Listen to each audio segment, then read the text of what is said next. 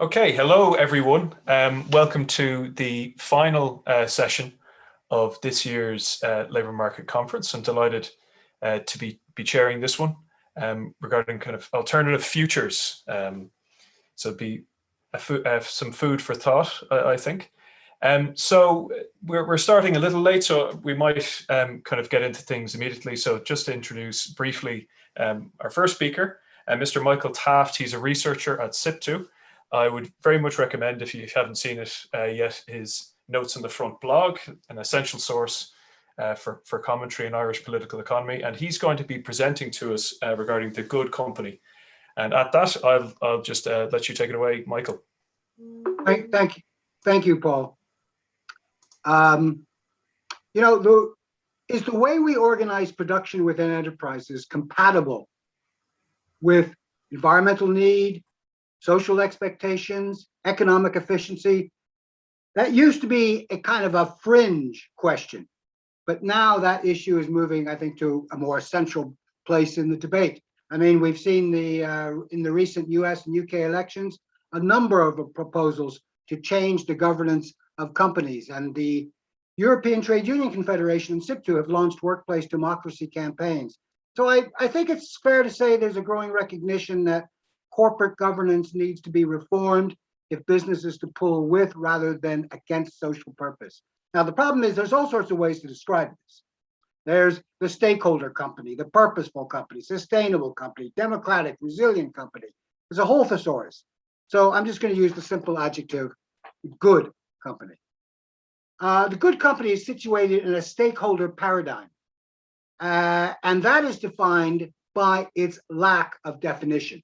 Now, for instance, the Business Roundtable, which is made up of major US CEOs, recently called for a move away from shareholder value to a stakeholder governance and a commitment to its stakeholders like customers, suppliers, communities, and workers. The declaration stated things like they wanted to be investing in their employees, treating them fairly, supporting them in education and training, and fostering dignity and respect. And obviously this was enough for Jeff Bezos to sign up to that declaration. Now in Ireland, IBEC's Danny McCoy has referred to a new stakeholder model under the phrase stakeholder capitalism. Now, unsurprisingly, this declaration has had little impact on corporate behavior among the roundtable signatories themselves. Business analysts have not found any change either in their trend activities like stock buybacks, in their governance guidelines, no board involvement. In fact, one of the CEOs said that it provided a fig leaf that enabled CEOs to do business as usual, and he said it was probably worse than doing nothing at all. There hasn't been any developments to assess IBEC members' attitudes towards McCoy's call for a new stakeholder model. There's a danger in the stakeholder debate that it will deteriorate into a degraded PR gesture unless we give it concrete definition. And here are 4 starting points. They're not necessarily the best. People might come up with better ones, but 4 starting points for a progressive stakeholder governance. First off, it acknowledges the primary roles of employees and employers in company governance. That's not to exclude other stakeholders. It's just to say these are the primary roles. It assumes a movement towards power equivalence between stakeholder inputs into firm decision making, though mechanisms can differ across the sectors. It is not voluntary. It is structural. It is not reliant upon the goodwill of any particular stakeholder, though it's likely to reflect the prevailing economic power relationships in the workplace, and it is the legitimate subject of state action. In this sense, a progressive stakeholder governance and traditional trade union demands for workplace democracy coincide. But there's a second challenge. How do you measure the good in the good company? We have the traditional business measurements, profit line and net margin, share price, market share. Shareholder value totalizes these measurements to the exclusion of anything else. It's the extreme of the Friedmanite doctrine. Stakeholder value integrates them into wider criteria. So in measuring the good company, we can start with observing negative externalities. That's the imposition of costs on third parties. And we're all familiar with the classic example of the river polluting enterprise and its impact on other users of the river and the impact on the environment. Environmental externalities are best known. However, externalities feature in a wide range of social and economic relationships. Let's look at one small example, but an important one: low pay. Costs, there are externalities involved with low pay and precarious employment. Costs imposed onto employees, well, they inability to make ends meet, they can't meet unexpected expenses. There's health-related impacts. For instance, a group of occupational professionals, occupational health professionals in the US said that low pay should come with a health warning. Employees aren't able to participate in the consumer economy, there's financial exclusion, and where children are involved, there's a scarring into adulthood with lower educational achievement. There's costs imposed onto public finances, lower tax revenue, higher social protection costs, lower value-added growth, and there's costs imposed on other businesses, which is not fully appreciated, which means reduced turnover for other businesses reliant on domestic demand, and the second round impact on the wages and employment in those sectors, meaning that employers get caught up in a low wage, low skill equilibrium.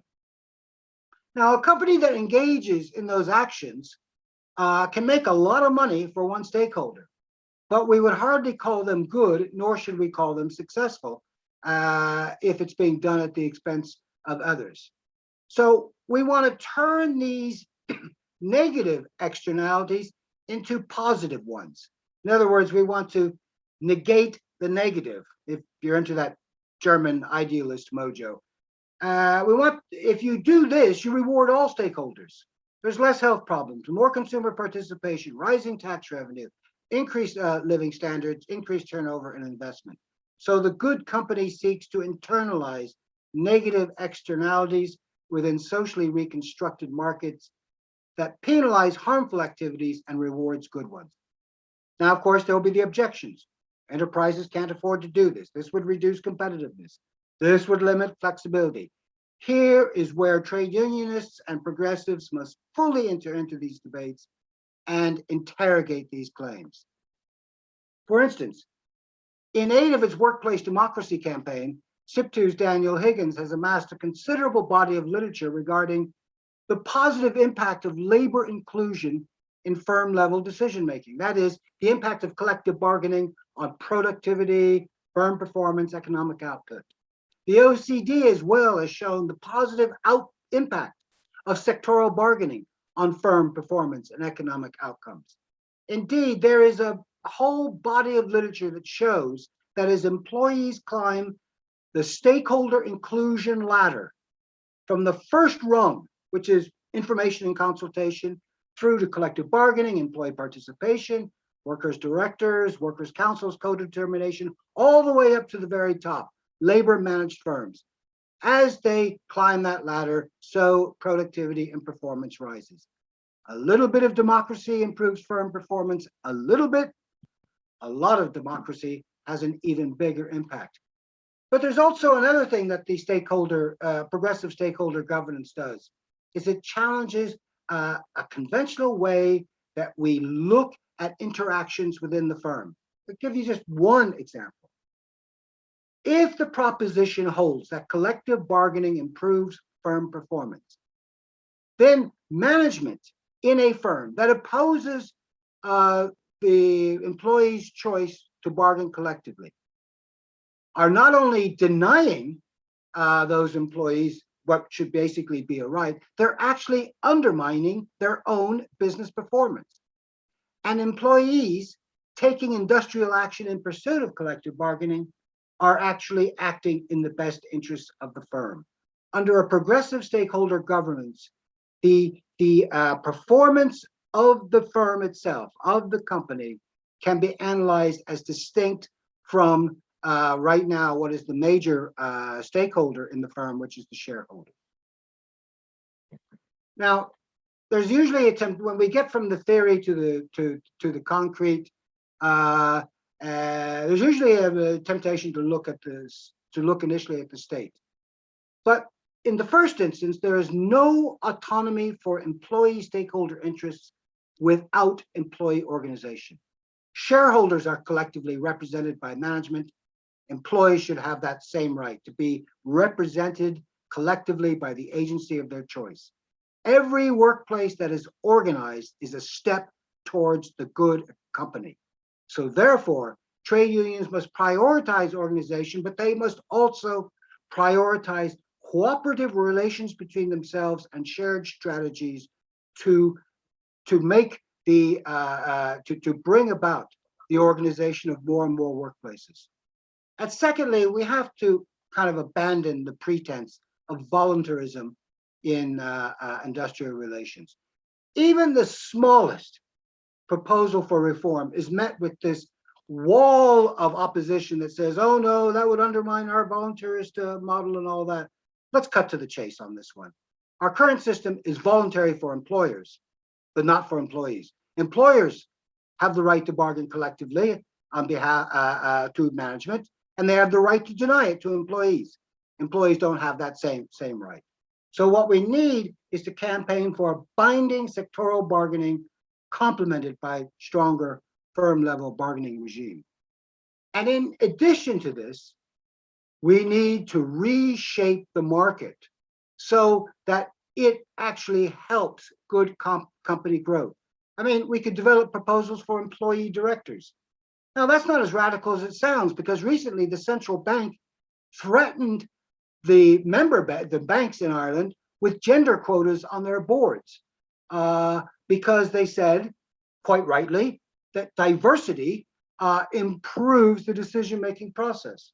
Well, that similar argument can be made for diversity for employees and for employee elected directors. We can also look at enterprise or works councils that's based on the experience and models in the EU, because there are a number of countries that have these councils and not just Germany, which is the big one.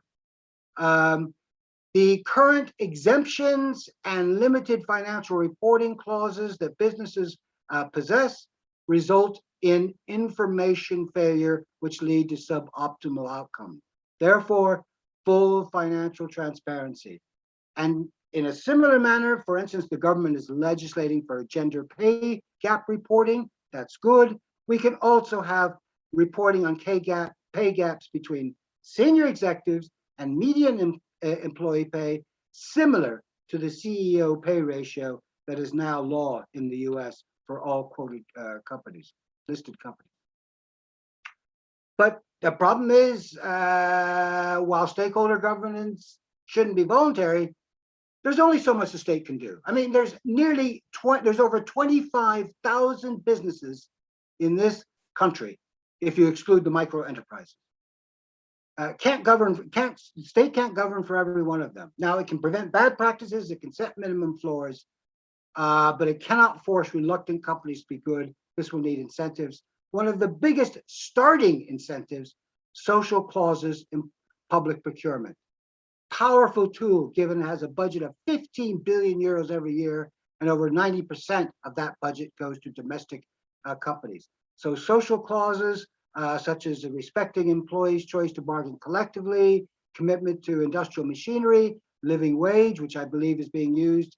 It's just been announced that there'll be a social clause up in Northern Ireland procurement contracts. There's a range of these clauses which could incentivize companies to be better. And these same standards could be applied to grant aiding agencies like Enterprise Ireland and the IDA. So what does a good company do when it's being good? Well, here's some of the things they do. They begin to integrate all stakeholders, where practical, into firm decision-making. In other words, they flatten the hierarchies and bring labor and other stakeholder interests into the boardroom. They pursue efficiency, wages, and working conditions. They invest in skills, training, career progression, new technologies. And in fact, the good company prioritizes the social utility of profits, which is investment. They pursue environmental sustainable activities, and they engage in transparent financial and social reporting, even when it's not required by law. That's the same thing said in all these colorful balls, but the whole point of this is to show this is all self-reinforcing. This is a virtuous cycle. It comes out of the good company and comes back into the good company. So finally, how can we move ourselves to the top of the class? Well, the Fiscal Council and the Department of Finance are predicting that by the end of this decade, we will be entering 20 years of an economic drought. We will be averaging an annual 1% increase in economic output out to 2050. We need to look at the elements of long-term growth. One of those elements, such an important part, will be economic, social, and human capital investment. This will require substantial fiscal intervention. However, the good company has no upfront financial costs. Rebalancing the power relationship itself at firm and sectoral level can boost productivity and innovation. So while we rate very poorly on the workplace participation index, we can begin to turn that around at very little financial cost, either to businesses, in fact, a financial gain to businesses in the economy. So the good company, whether you call it the stakeholder company, resilient, purposeful, democratic, or whatever, should become the common sense of Irish business, and trade unions and progressives need to start talking about that now. Thank you, Paul. Thank you very much, Michael. So we might just, I suppose, discuss things a little bit, and we can round, and if questions occur to people, we'll have time at the end of this session. Of course, you might have seen in our program, Mr. O'Kelly was meant to present today, but unfortunately he could not, but his presentation will be available on our website.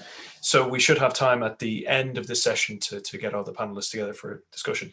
Yeah, Michael, that was very interesting, and it just sort of brought to mind, I've even seen some literature even kind of looking at the relative kind of climate performance, say like in terms of green R&D of German firms, where this is classically the case.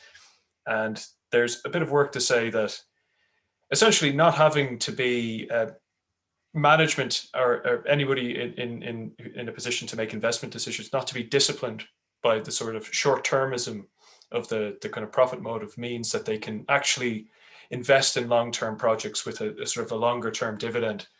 So I even kind of think that there's sort of an indirect kind of element of your proposal on the climate side. I was also just wondering, I suppose you kind of got into this, but I just wonder, so it again, it kind of reminds me of the just transition, in that to me it sort of seems nearly the extent to which it's become popularly accepted is nearly inversely proportional to it having definitive kind of content to it. It's become a little bit like, mum and apple pie. Who doesn't like a fair wage, or who doesn't like justice? So I wonder kind of your thoughts just on the first steps we might kind of take in Ireland to kind of realize that, or what might you prioritize to kind of get us on that path? I know you've laid out a few suggestions in terms of governance and that, but I just wondered to put content back on this. What might we kind of propose first to get us on the path? Well, I just think, living aside the very important environmental aspects of it, but just to focus on the social or labor side of it, I think there's two things that can be done. One would be state action, one would be civil society action. The state action is that we really do need a sectoral bargaining framework that can cover a number of sectors. That can begin to put the halt on the race to the bottom, or is what my colleague Daniel Higgins describes as the low-skill, low-wage equilibrium. It means that this would force companies, or should I say force management, it's called management shock, and it would force management to look at other ways to produce a better outcome. And then that's where you're talking about investment in skills and in training and new technologies and stuff like that. So that's the first thing, because otherwise, low pay, low value added actually incentivizes poor management. But by including stakeholders, namely in particular labor, into that process through a sectoral bargaining framework, I think would have a virtuous cycle upwards. For civil society, it's very clear. Trade unions have to start focusing all of their energy on organization. That is so key to organizing the workforce. The workforce. There's no sense in saying that some trade unions will say, well, there's not much we can do until we change the legal framework on collective bargaining. Well, no, there is a lot we can do. And don't forget, trade unionists were organizing even when trade unions were illegal and when they were getting shot at by paramilitary groups employed by the employers. They were still, so we have to organize in difficult circumstances. But the point is this: the more we organize, the more power there is in the workplace. That translates into political power and makes the objective of achieving reforms in the legal aspects of industrial relations a little bit easier to achieve. So those two things, I would think, but there's a whole smorgasbord of options to go for. Maybe it might be better to go for some low-hanging fruit. I don't know.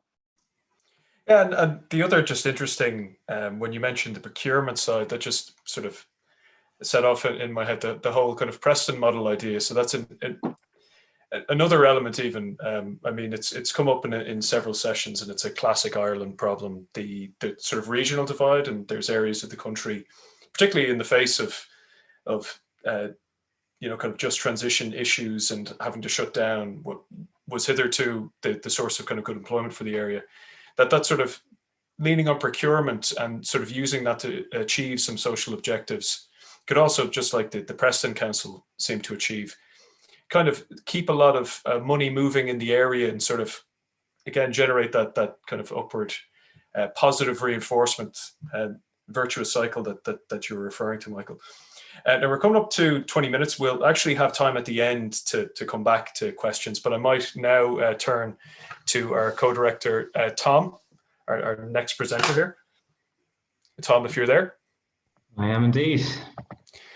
So Dr. Tom McDonald, he's co-director at the NERI, working with us. So he works in many areas of macroeconomic policy, including fiscal issues, which will be sort of related to what he'll be presenting today. And I'm sure as well, when we round back into maybe a panel discussion, he'll have a lot of thoughts on Michael's intervention. But at that, I'll leave it to you, Tom, and I'll, as ever, I'll come back in maybe 15, 20 minutes and pose a few questions. Sounds good, Paul. Yeah, no, a very interesting presentation from Michael. Lots of questions at the end for sure, although I can tell you I won't be mentioning German idealism in my one. At least that's not my intent. So it may not be as exciting as Michael's. So basically what I want to talk about, because this is a theoretical session, it's looking at kind of different ways of maybe running a firm or running an economy, or kind of looking at what kind of radical changes one could kind of perceive. And I suppose what I wanted to focus on is the mixed economy and the welfare state itself. So to that end, maybe kind of look at some of the theory around some of the main alternatives that have been proposed in terms of developing welfare states out over the next 10, 20 years. And in particular, universal basic services and universal basic income are two of the areas that often get proposed. And indeed, there's alternatives as well, like job guarantees, minimum income, things like that, which are worth discussing as well. So to that end, I mean, look, everyone knows that all high-income economies in the world are essentially mixed economies. There's no pure capitalist economy. There's certainly no pure socialist economy. All of these economies have a social or welfare component. So they're a blend of private markets, commercially operated public companies and partially or wholly decommodified public services, which vary greatly from state to state. So public service health is public in the United Kingdom, but private in the United States. And with a few exceptions, such as education, it's very much a mixed bag, depending on the country. And we often think of the welfare state as being really about social protection and improving incomes and so forth. But really, the welfare state itself is actually a form of economic and social organization. It represents a compromise between capital and labor, which in many cases was gradually teased out over the 19th and 20th centuries, sometimes as a response to communism, other times as a response to social pressure from below, such as after World War II. And really, the welfare state differentiates from the pre-late 19th century states in that it's not just about physical protection, but it's about promotion of economic and social well-being. And it has a number of purposes, as we all know: greater economic equality, protection for those unable to protect themselves, poverty reduction, basic minimum standards, whether it be in education, housing, health. And we have a number of tools, or a number of levers: redistribution through the tax and welfare system, provision of services directly, such as education and health, and basic protections, such as basic minimum incomes that we provide to certain groups, such as the universal basic pension, for example. And while all Western economies in particular are mixed economies, they're very different from each other, and these differences kind of really reflect the fact that there is no necessarily optimum way to run an economy, or any natural way to run an economy. And in practice, historical development experience, culture, different power relationships, historical experiences, underlying economic structures, institutional rules of the game, different power dynamics, all of these things have led to different economic systems developing from country to country. But broadly, we can break countries into 3 or possibly 4 categories.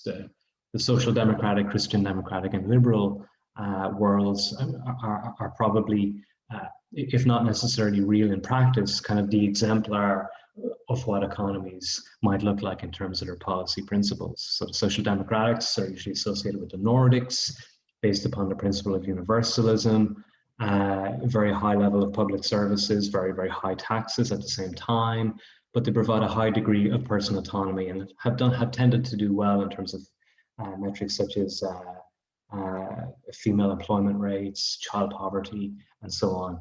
But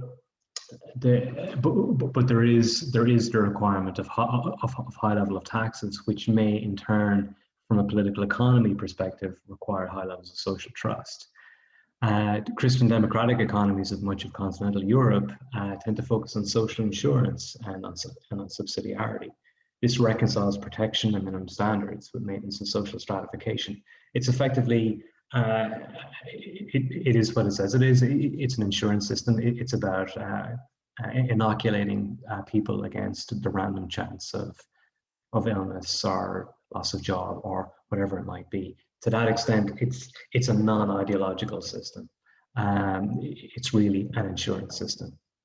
The liberal model, then, most associated with the United States, but also other English-speaking countries, is based upon minimal decommodification and means-tested benefits. Social hierarchies are maintained.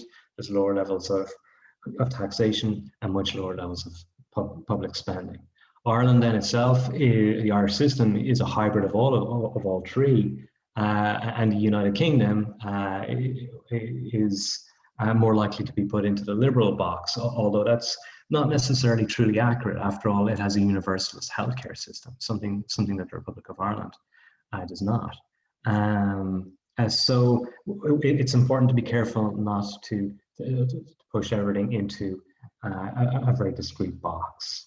In terms of critiquing the welfare state, then, there's strong critiques from the left and the right. On the left, the welfare state is seen as a bribe to people in order to maintain the status quo and existing social hierarchies.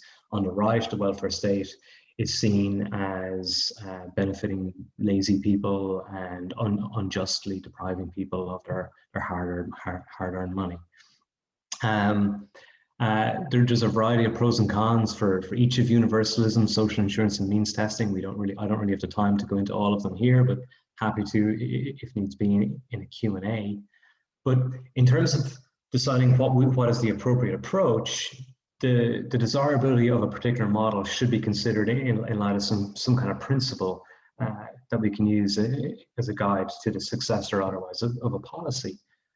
So what could that be? Well, it could be, well, what system might lead to higher average household disposable income?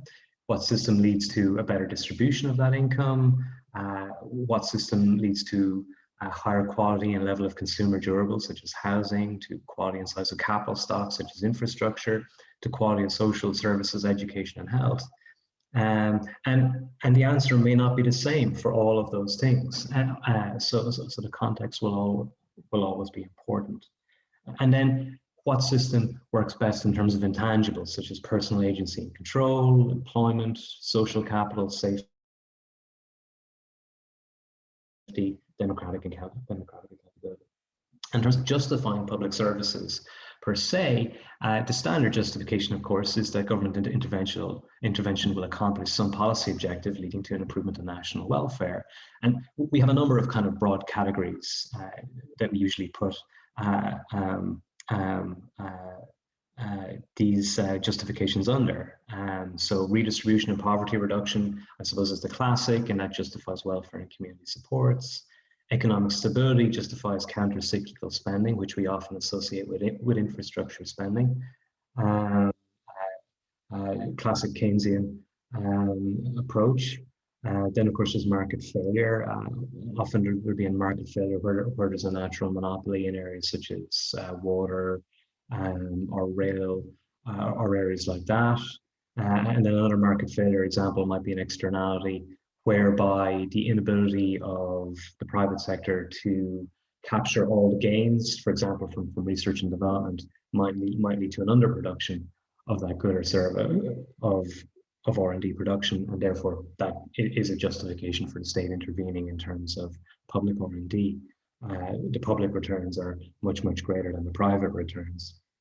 Then, of course, there's merit goods, such as education and health. These are goods that we want people to avail of, even if they don't necessarily want to avail of them themselves, because we think that the public returns, again, outweigh the private returns. And we believe that these are fundamental to the ongoing success and sustainability of the economy and society. And then, of course, there's public goods, which benefit everybody, but there isn't necessarily a rationale for individuals to pay for themselves. Defense, justice, environment tend to fall under this category. The ultimate level of spending, overall level of spending, of course, is a political choice, and it depends upon the level of revenue people are willing to pay to support any particular level of public spending. So 20%, 30%, 40%, 50%, they're all equally affordable, contingent upon the level of revenue we are willing to raise. And then looking at Ireland specifically, we can see that Ireland has the second lowest level of per person, excluding interest rates, amongst the wealthy EU countries. So that's all those countries which prior to 2020, so including the United Kingdom, had a GDP per person of over 30,000 and a population of at least 1 million. Spending in Ireland was about 16,600 per person. The comparative average was just over 20,000, with a range of 14,600 to 33,700. So Ireland is very much at the lower end of the scale. Only the United Kingdom was lower, and now with the United Kingdom leaving the EU, Ireland is bottom of the class in terms of public spending. The shortfall is about 17 billion. It's scaled over a population of 5 million. And within that, social protection spending was about 21 billion, or about 4,200 per person. And there were about 2.1 million recipients in 2019. So just looking at social protection then, because it'll lead into the later discussion. Social protection schemes are a mix of contributory, social insurance, and non-contributory, often means tested social assistance. So we do have universal payments such as child benefit, but overall the social protection system in Ireland is not ideologically consistent. It has a hybrid nature, and that's not necessarily a bad thing. Obviously, it's good to be flexible about what is the appropriate policy for a particular problem to be solved. In terms of whether the social protection system is successful, well, Ireland is one of the wealthiest countries in the world, although, as Neil O'Donnell pointed out in a previous session, if you look at actual individual consumption, the standard of living in Ireland is actually much lower than is perceived, and that we're actually a middle-ranking EU country. Even so, it is still notable that our rate of enforced deprivation is close to 18% in 2019, with much higher deprivation rates for particular groups such as the unemployed, those with a disability, and lone parents, and those living in rented accommodation again have a much higher probability of being in deprivation than homeowners. So we can argue certainly that we can do better. So there's obviously two approaches to this. We can obviously reduce the cost of living, again, something that Neil alluded to, or not didn't allude to, stated that right, or we can increase people's incomes. So two of the policy ideas that have become popularized in the last decade or so are universal basic services and universal basic income. So it's worth comparing and contrasting these two policies, and then perhaps looking at some alternatives and maybe drawing some quick conclusions. So obviously, what are universal basic services? It's free or low cost public services available to all and funded by taxation. And this approaches the poverty issue from the standpoint of cost of living. Also, there's the issue that economies of scale could also potentially generate economic benefits. So what are the possible areas here? Well, a non-exhaustive list might include health, education, housing, potentially, transport, legal services, childcare, and adult care. And then some people have made arguments for food, water, electricity, and more recently for digital access and broadband, which coronavirus has perhaps shown to be essential for participation in modern society. For some of these areas, a sufficient minimum income may actually be more appropriate. It would really depend upon the context and the policy design. So what does UBS do? What does Universal Basic Service do? It provides decommodification and right of access.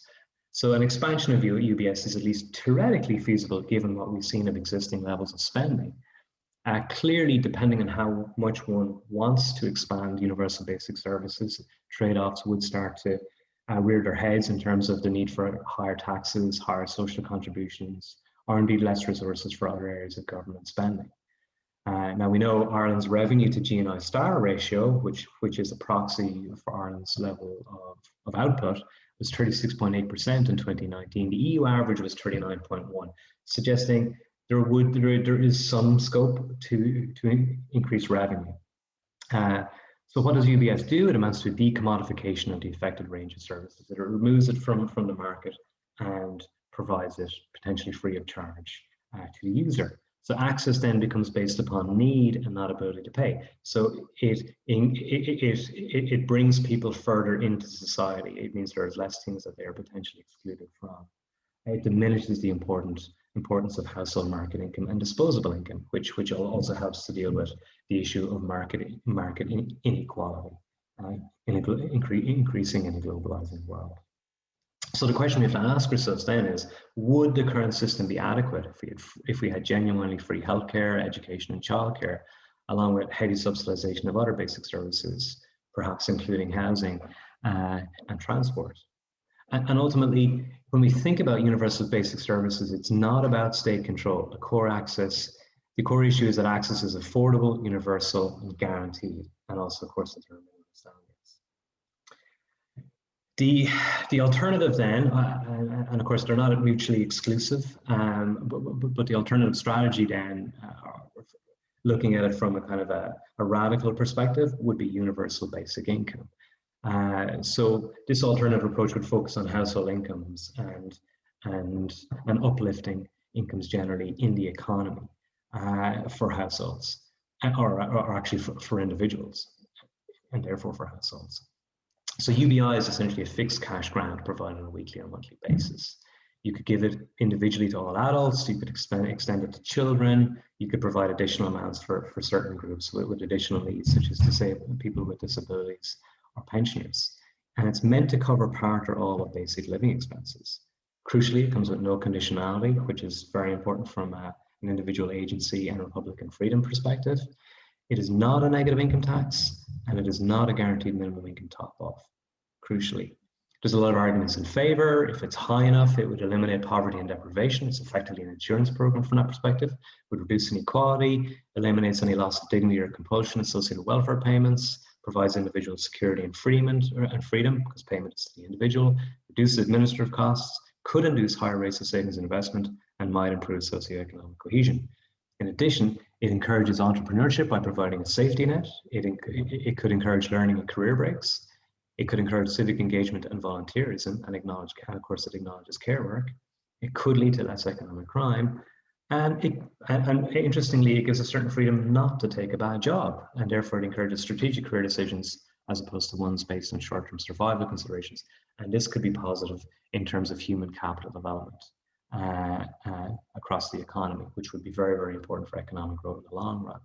There is support on the political right and left. On the left, of course, the main one is that it eliminates poverty, but also that it provides security from economic oppression and provides Republican freedom. It is less likely to create benefit traps, much less likely than the current system that we have, where secondary benefits are removed as income increases. On the right, it's popular because it weakens government and the bureaucratic state and maximizes the individual's freedom to choose.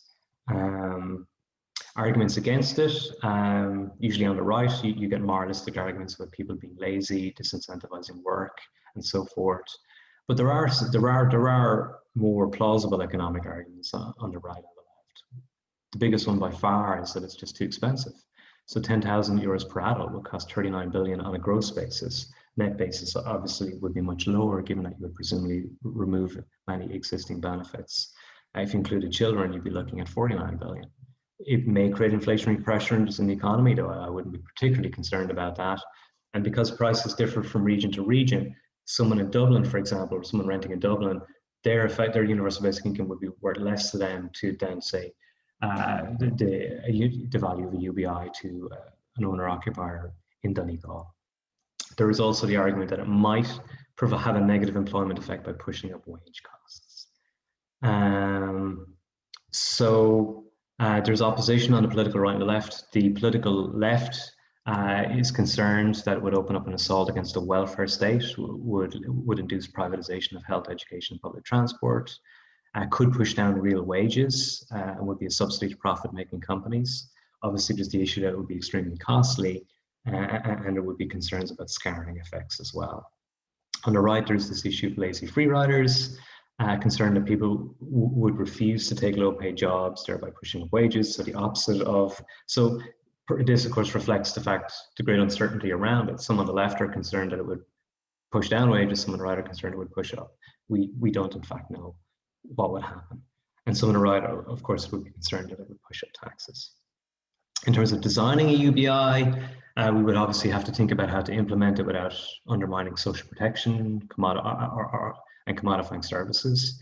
We have to do it in a way that wouldn't introduce labour market distortions and disincentives. There would be concern that it would contribute to insider-outsider relationships in the fourth digital revolution, that you would have a cohort of people that would be permanently unemployed, potentially, if it was designed badly.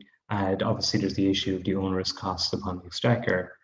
And probably most significantly of all, it would require people to commit to a very, very fundamental systemic change in which so many outcomes are unknown. In practice, there would be a transitional period. And crucially, it would have to be large enough to have a non-trivial impact, yet also be affordable. And that, of course, creates attention. So the ILO have estimated the cost of UBI generally it varies from country to country, but broadly these are their averages, at 100% of the national poverty line for adults and 50% for children up to 15 years would be a prohibitive 28.4% of GDP. Now, obviously, that's a gross cost. It could, of course, replace part of the existing social protection budget, job seekers allowance, family income supplement, child benefit, and of course, there would be other administrative savings, for example. So how would you pay for it? Well, you could abolish existing subsidies. You would get rid of tax expenditures, which are mostly regressive. You could introduce carbon taxes, wealth tax, inheritance tax, land, property, financial transaction taxes.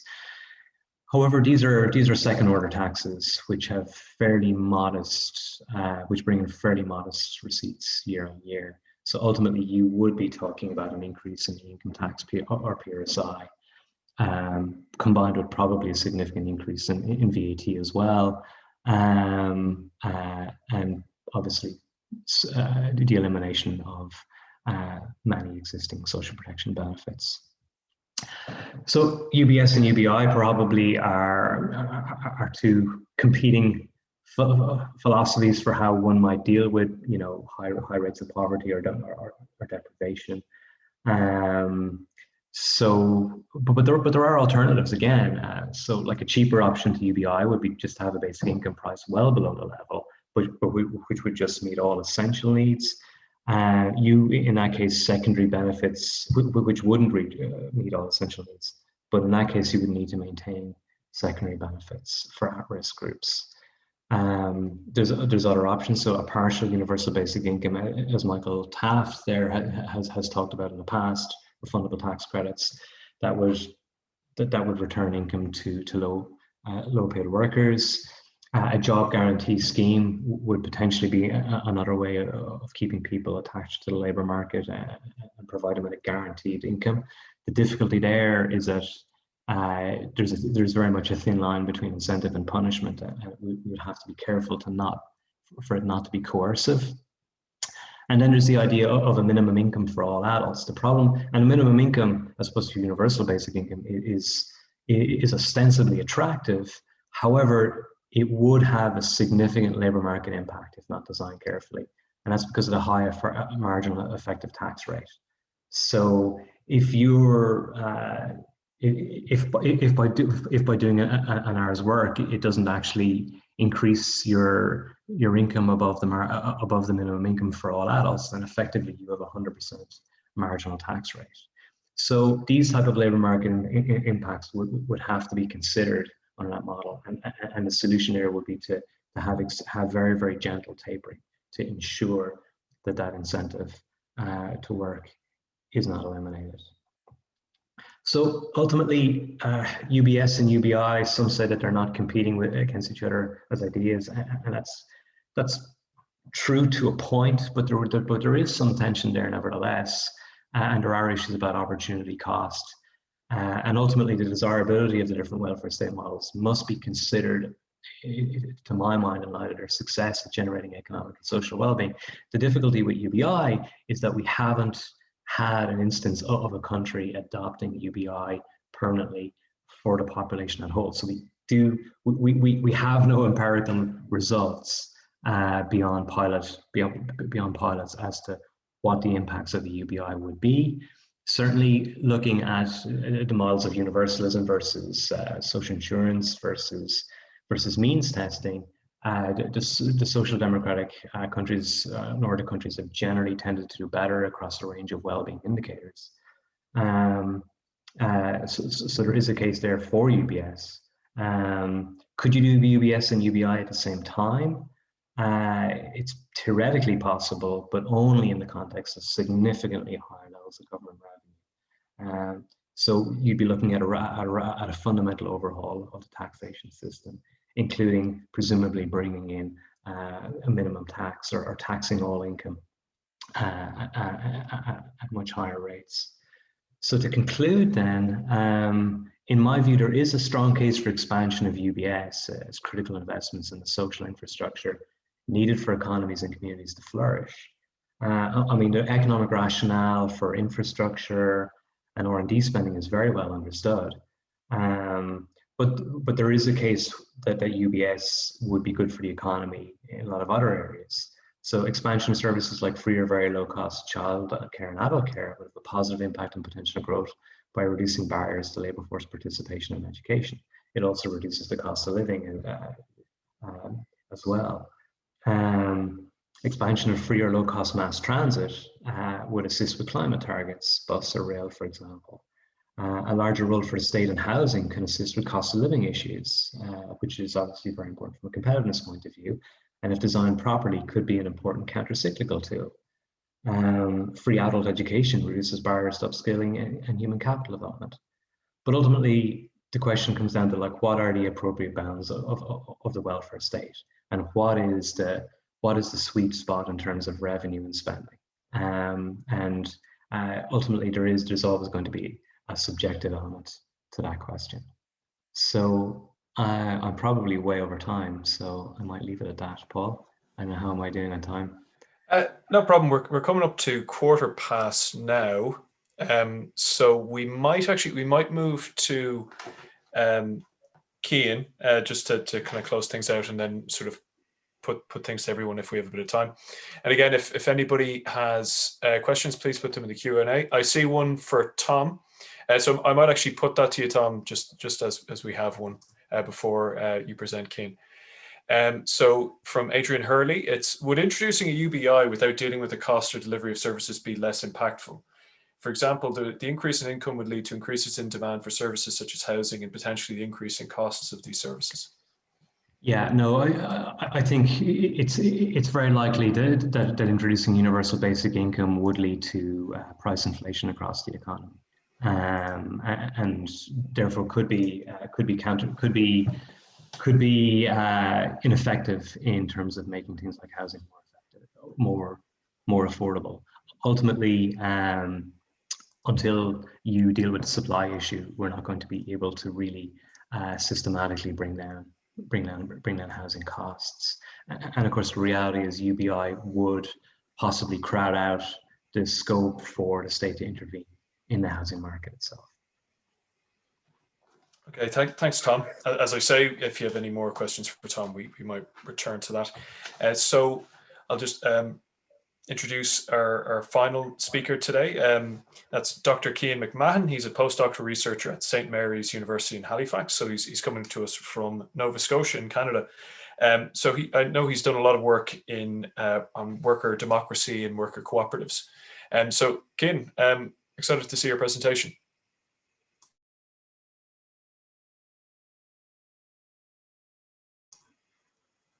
Keane, I don't know if it's just me. Do we have your sound?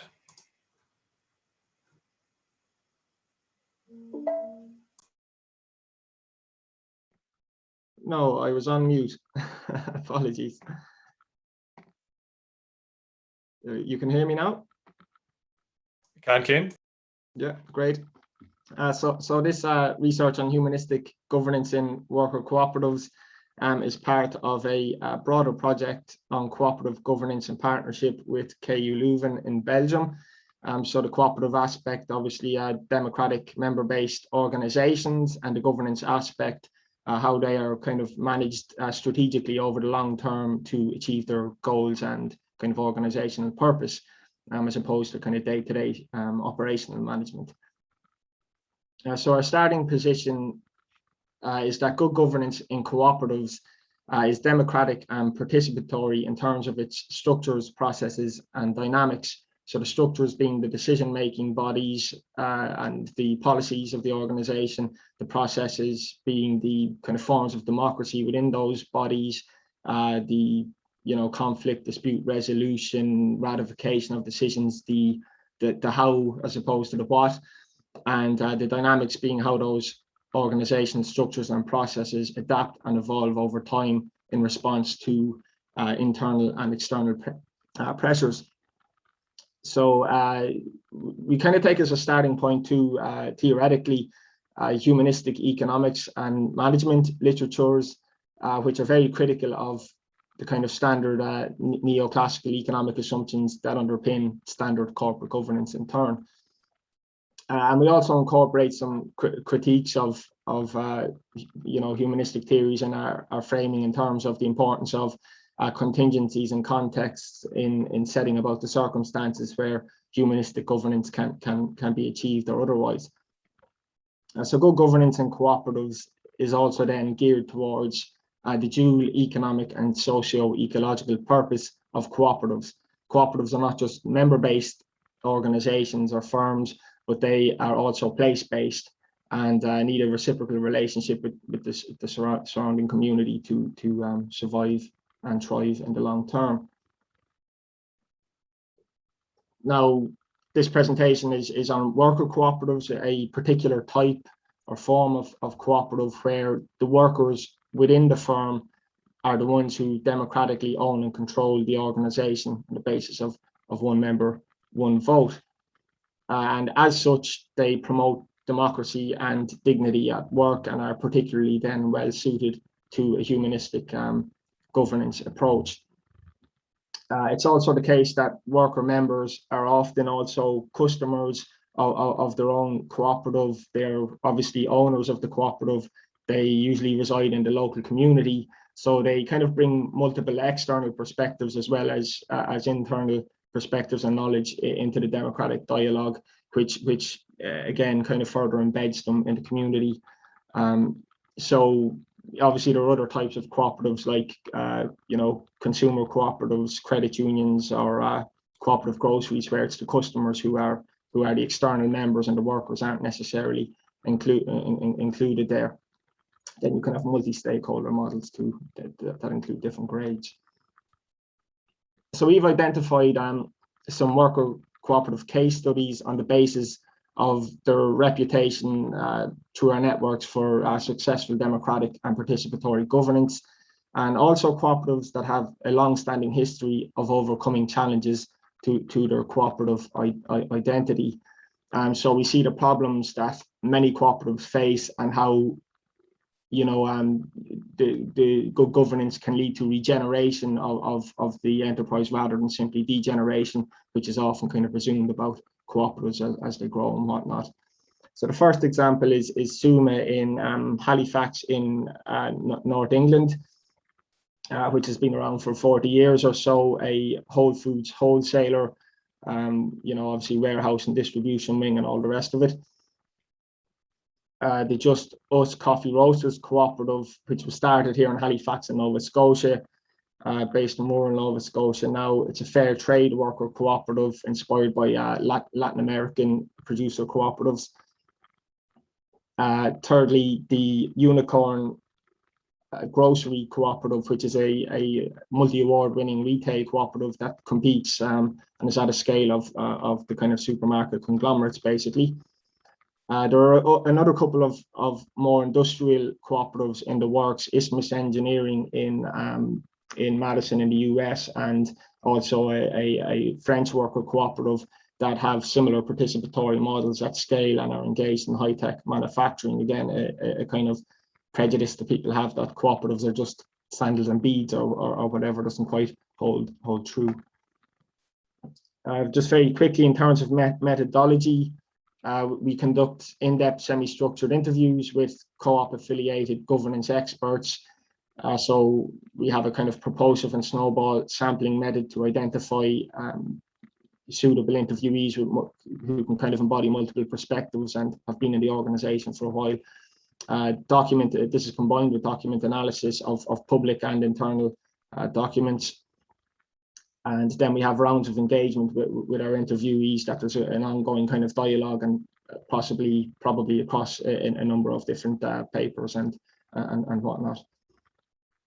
More broadly, in terms of methodology, our approach is to try to reconstruct our kind of humanistic theories in dialogue with our empirical findings, rather than setting up a kind of straightforward hypothesis test. So that's enough of that. This is kind of what it looks like as such. This is a kind of what you would call like a network governance map in the humanistic management literature. So this is SUMA. It's obviously a much more kind of interactive consensus-oriented model of governance as compared to the standard hierarchical top-down model of your, board of directors elects a general manager, senior management team, and then that oversees operations. SUMA doesn't even have a general manager or a CEO, such as the level of kind of coordination and cooperation. So there's over 200 worker members. I think it's closer to 250 now, and then additional non-member workers who would either be in the process of becoming members or would just be temp casual staff who don't necessarily have an interest in becoming members. The membership is the supreme decision-making body in quarterly general meetings, I think, yes. And they elect a member council and a board of directors. So the member council oversees the board of directors and acts as an information kind of conduit between the broader membership and the board. So something I think a little like a works council. Then the board of director appoints some zone leaders who oversees elected coordinators who again oversee operations and coordinate rather than manage per se. Another important kind of node of decision making, kind of another multiple board, if you like, is the kind of, or multiple control center, is the BFAWU, the Bakers, Food and Allied Workers Union. So SUMA is a unionized worker cooperative. The union represents workers on kind of individual disputes and collective if they ever arose, which they haven't. There's a generally kind of good collaborative relationship between the union and the cooperative, and a member or a representative of the union, rather, shop steward or whatever, sits on the member council. So there's a lot to unpack there in terms of the structures, processes, dynamics. I have a link here to our written up case study on this, and similarly for the cases that follow. The Just Us Coffee Roasters Cooperative, a little more conventional in the sense that you have a board of directors that appoints a general manager who oversees operations. There's about 30 worker members. It's a smaller organization, and then about 20 non-member workers, again, some in the process of becoming members. And so it's spread across their coffee roastery, but also, their wholesale and retail operations, the cafes and whatnot. The member assembly does elect an oversight council likewise, which monitors the board of directors and kind of helps with communication, runs surveys and meetings and forums and all the rest of it, to have wider membership input into strategy. And importantly, the operations teams, which are kind of encourage participation on the shop floor themselves, they have representation at the board level through Workers' Benefits Review Committee. This arose out of an earlier kind of union dispute. There's no union currently at the cooperative. Another worker cooperative in Halifax actually spun off a unionized worker cooperative. There's good relations now, at least between the organizations. Again, just a very quick overview. This is Unicorn's governance system, which is kind of more complex again in some ways. Unicorn, maybe 70 worker members who run on the basis of what's called, or what they refer to as a kind of sociocratic network governance. So sociocracy is about consensus decision making. So this is less an aspiration for Unicorn than fundamental to their model. There's no board of directors. So the general meetings are also the board meetings, which I think are held maybe 3 or 4 times a year. And then there's a kind of central coordination function called the forum, which holds court in between. But the worker members are organized into about 20 shop floor teams, and each worker member is also a member of what are referred to as kind of governance circles. And these circles, usually of less than 10 members, deal with kind of strategic areas of operations and governance, and they are nested then within departments. You can see here governance, operations and sales, purchasing and logistics. Now the departments make very little decisions. The circles make most of the decisions, but both any decisions at the department or circle level are made on the basis of consent. Whereas the general meetings use a form of consensus. So there's that important distinction when we talk about a consensual governance model. Again, a lot to unpack, so you can check out the case study if of interest.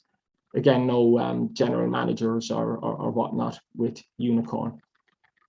So just to give some indicative findings, and this is very much kind of a paper, in gestation rather than a final product, though we do have the written up case studies and some kind of ongoing theoretical development to draw from.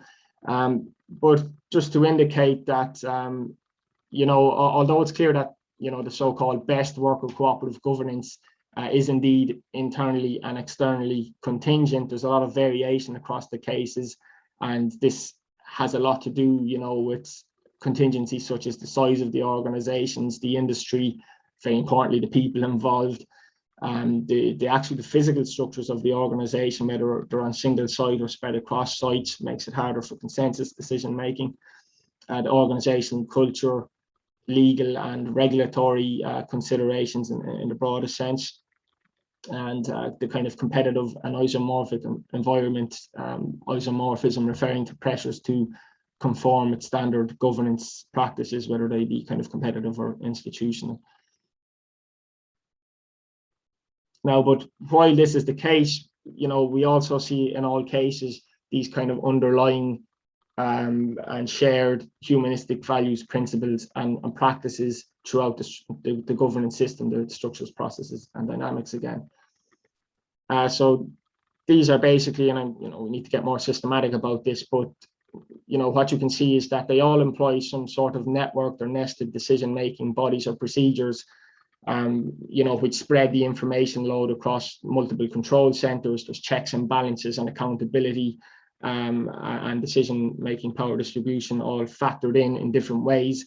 And this is what the humanistic management literature and the kind of behavioral strand of that in terms of information suggests is necessary for good governance. They have also, taken the people very seriously. They've also cooperativized significantly what's referred to as the worker member reproduction. That is the kind of recruitment, onboarding, training and development and turnover of worker members. So that's created kind of cooperative relations very deeply embedded in these firms, and they're very careful about who they bring in and how they bring them along, if you like. They've also all engaged in what's referred to as congruent, or let's say co-op friendly isomorphic practices. That is, creating institutional and competitive pressures that support cooperative development rather than hinder it, even within a broader hostile, capitalist market setting. It's possible for cooperatives to build networks and federations that support each other, to trade amongst each other, to compete amongst each other, or cooperate. It's also, all of these cases, they have integrated themselves with, social and environmental movements and political movements and all the rest of it, to help kind of level the playing field and to kind of build that broader community support, and really stick to their ideals and their purpose as a cooperative. And there is evidence of an ethos of intergenerational organizational stewardship. These organizations are seen as belonging to, the community and future worker members, and that's evidenced in the constitutions of SUMA and Unicorn, for example, where they have an asset lock, which can't be a certain amount of indivisible reserves that can't be taken out of the organization, meaning that it protects against demutualization, and essentially the worker members who might want to form a clique and take power and demutualize the organization, as happen in some of the plywood cooperatives in America, for their own kind of I suppose narrow group benefit. And you can see in Just Us, for example, there's been a really impressive generational transfer of power. The current chair of the board of directors and the current general manager who we interviewed, they both started out as non-member workers and worked their way up through or across various nodes within the organization to where they are now. Okay, and so I have a link to a working paper in our series from Margaret Lund and Matt Hancock on the Italian cooperative experience and how important probably all of these elements actually are to that experience, which is on a much larger scale than maybe anything anywhere else in the world, maybe excepting Latin America, Argentina, Brazil, whatnot. And I just say as a final word, some an interesting area of future research. I think something I'd like to dig in a lot more with SUMA in terms of the role of the union that's there, and also just us in terms of the dispute and the cooperative that's spun off. And there are some other interesting union co-op examples and a lot of discussion going on at the minute. I suppose both across the Irish Sea and across the Atlantic in terms of the relationship between trade unions and cooperatives, and trying to revive that historic, I suppose, both origins and shared struggles and longer term goals of workplace democracy. So I think that's all I want to say, and I'm probably out of time. I'll just say very quickly, sorry, Paul, if anyone's interested, just check out these links to our centre's education programs and outreach, working paper and case study series. As I say, there's a lot coming this year. We have partners in Mondragon and the Basque working on multi-stakeholder worker cooperatives there. We have Camila Pinheiro Harnaker in Cuba, Cuban worker cooperatives and the reform process currently there. And we have Margaret Lund, as I mentioned, working across France, Italy and the US on very interesting work on multi-stakeholder co-ops. Very finally, we've just had a cooperative governance symposium. You can see the program. The launch recording has been uploaded, and this week the other recordings to all types of cooperatives, but including worker and multi-stakeholder cooperatives too. So I'll shut up now, Paul. Thank you very much. Well, thank you, Keane, and that for a very interesting presentation. We have a few minutes left, so we might just kind of quickly go through questions. So we have a few questions actually in from Adrian here. So his first question for Keane is, are there examples of this structure with global firms, or are they constrained to serving local markets due to scalability issues because of the potential lack of access to capital, etc.? I'll give you all in the round maybe. So does the literature say anything on these organizations' willingness to invest in long-term investments such as R&D? And finally, has any study compared long-run performance of one of these organizations versus a similar private enterprise? Yeah, that's super. I guess those last two are related, but to take the question of kind of global level firms first, yeah, the answer is yes, though not without caveats. So the Mondragon Cooperative Corporation based in the Basque, which I've mentioned, is one of the largest companies in one of the top 10, I think, in Spain, and the top 50 companies in Europe. It's a confederation or a federation of about, I think it's over 100 worker cooperatives, and they do have non-worker co-op subsidiaries. I think there's you always see the number of 80,000 employed in Mondragon, but I think only maybe a third are worker members, but it's still, quite substantial, and there's a lot of variation across the cooperatives, and they, some do have and do compete on global markets. Now that there's been, and this is actually in our symposium, and you can check out this recording, there was a governance failure in the last couple of years of the Figure cooperative that's been around since like the 50s. It was one of Mondragon's flagship, and there's a lot of reasons. Part of it was to do with like low wage competition and maybe not being willing to go down that route. Part of it was also definitely very bad management decisions and bad governance at the organization, and part of it was the financial crisis and the decline in the white goods market related to the construction sector. So all of these things came together, but Mondragon has a kind of social welfare and relocation system that anyone who didn't want to take voluntary redundancy was relocated within the organization. But there will be other examples of plenty of other examples of global level firms. I mean, Fagor would have had like thousands of worker members. I think it was like 3,000 or something. And in the literature more generally, I point people always to Virginie Perrotin's, I think it was a 2016 study for Co-ops UK, something along the lines of what have we learned about worker cooperatives, something like that in the title if you Google. And she has compared, you know, worker cooperatives where they exist, a kind of meta study of studies in different international contexts in Uruguay and France and Italy, blah, blah, blah. You know, where there are some, you know, there's like 1 million worker members in Italy of cooperatives, thousands of worker cooperatives, thousands of firms. So you have substantial enough data sets, and you know, what you find there is at least where they exist, and that's another question, but that worker cooperatives tend to be as capital intensive in terms of their, at least as capital intensive in terms of their, sorry, I should say no less capital intensive in terms of their investments. They're again, no less small, all of the no less efficient, all of the kind of prejudices that we might have from, say, maybe an Irish context of worker cooperative development that isn't so you know, so rosy.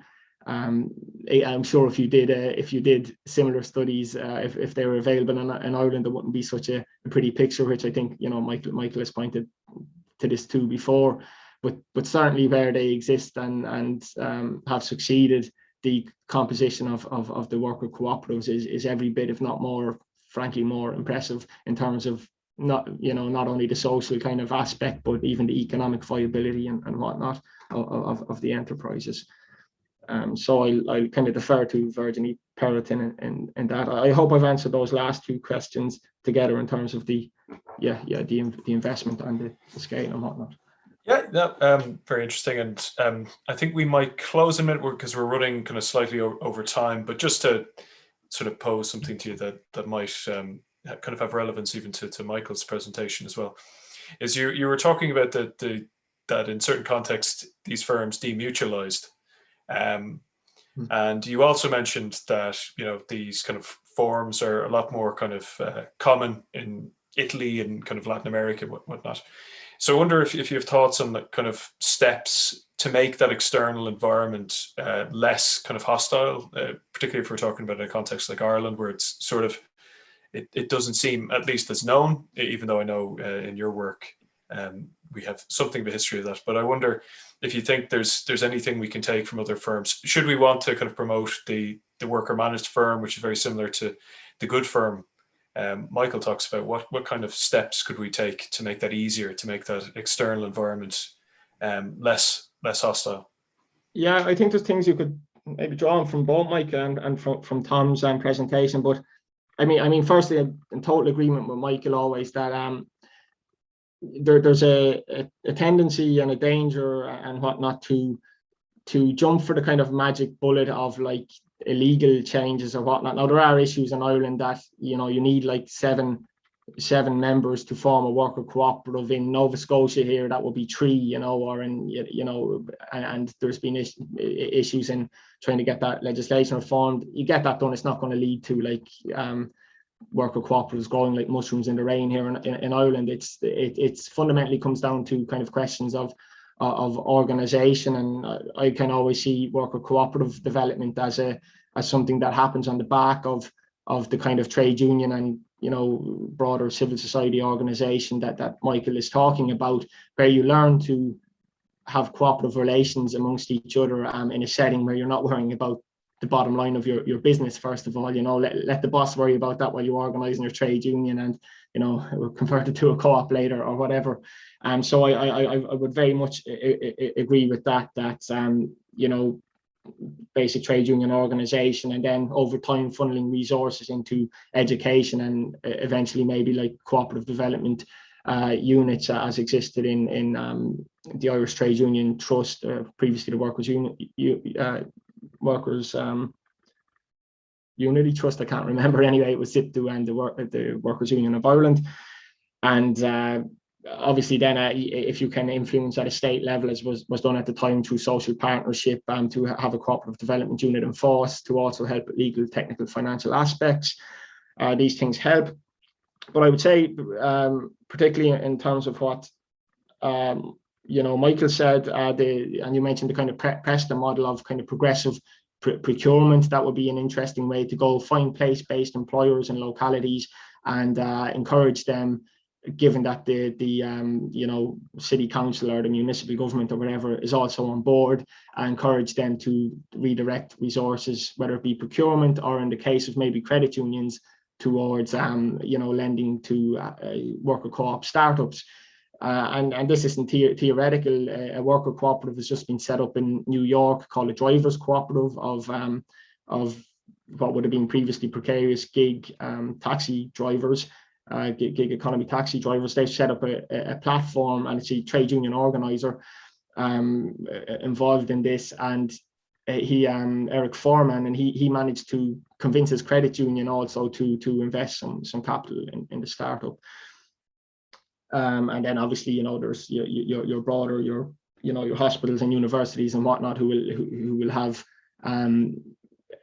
services and supplies they need that can be insourced to the local community through cooperatives potentially, rather than outsourced to multinationals and whatnot.